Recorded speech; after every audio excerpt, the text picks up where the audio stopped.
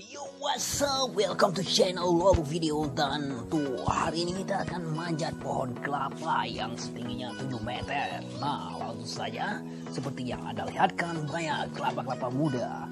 Dan kami tim Lobuk langsung review kelapa muda, kelapa hijau untuk buat menu buka puasa. Oke, check it out.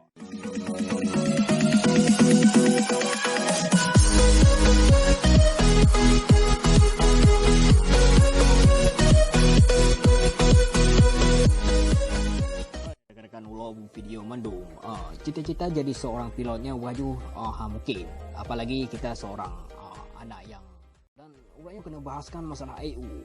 Jadi EU-nya wajib sebuah pekerjaan yang melelahkan, oleh karenanya wajib secara-cara tanya. Tapi bagi drone yang anak nyalinya, anak kerja uji kena jumpa untuk memeramah dengan untuk errornya.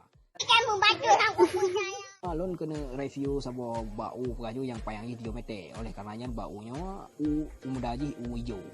Yang peraju tinggi je lagi ada lebih ramai 7 meter dan hampir meraba BM yang kadai kena peraju kan. Dan oleh tim Lobuk langsung turun ke lapangan untuk memanjat pohon kelapa. Okey, kita langsung.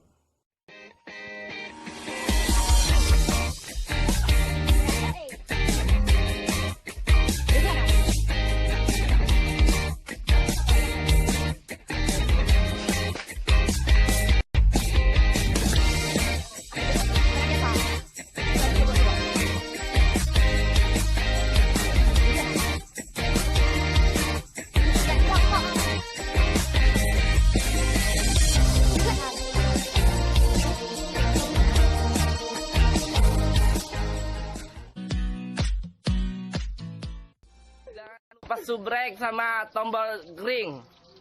Oke, yang di pojok itu yang di pojok.